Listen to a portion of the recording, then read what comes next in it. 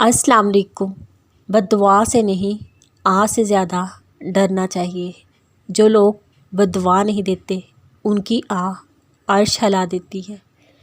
عنقریب تمہاری پسندیدہ چیز تمہارے نصیب کا حصہ بن جائے گی۔ تمہیں ذرا سا آزما کر ہمیشہ کے لیے مضبوط کر دیا جائے گا۔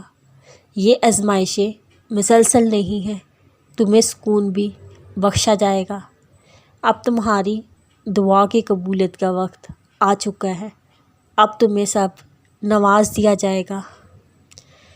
عنقریب اللہ کی مدد ناممکن ذریعوں سے تم تک آئے گی۔ جس کو اللہ آزمائش دیتا ہے وہ خوش نصیب ہوتا ہے۔ وہ رب جو تم سے سب سے زیادہ پیار کرتا ہے، وہ جو تمہیں صبر دیتا ہے، تمہیں ہمت دیتا ہے، تمہیں تہجد میں اٹھنے کی توفیق دیتا ہے، تو تم نے کیسے سوچ لیا وہ تمہارے صبر کو شکر میں نہیں بدل سکتا۔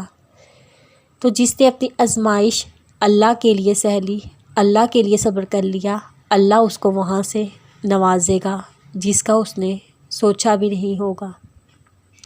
اللہ اسی کو آزماتا ہے جس سے وہ بے حد پیار کرتا ہے، جس کو وہ خوشیاں دینا چاہتا ہے۔ اللہ تمہارا صبر ضائع نہیں جانے دے گا۔ وہ جو تمہاری 1000 غلطیوں کے بعد بھی تمہیں بھوکا نہیں سلاتا، پھر تم نے کیسے سوچ لیا وہ تمہارے ساتھ کچھ غلط کر سکتا ہے۔ عنقریب تمہیں اللہ کی مصلحتیں سمجھ آ جائیں گی۔ وہ جو مشکل آنے سے پہلے ہی ٹال دیتا ہے، تمہیں کیا لگتا ہے وہ نہیں جانتا تم کس دکھ میں ہو؟ عنقریب اللہ کے ایک کن سے آزمائش کی ایک گھڑی ٹل جائے گی۔ تمہاری پکار اب لازمی عرش تک جائے گی۔ عنقریب تمہاری ہر صدا سن لی جائے گی۔ وہ جو تمہارے گناہوں کو تمہارے چہرے پر ظاہر نہیں کرتا، کیا تمہیں لگتا ہے اس سے زیادہ کوئی تم سے پیار کر سکتا ہے؟ اور پھر تمہیں اللہ کے کن کی طاقت ہر شے پر بھاری نظر آئے گی۔ وہ تمہیں اتنا دے گا تم سے سنبھالا نہیں جائے گا۔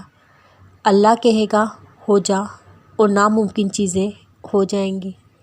وہ جو پتھر میں سے پانی نکال سکتا ہے، تمہیں کیا لگتا ہے وہ لا حاصل کو حاصل میں نہیں بدل سکتا؟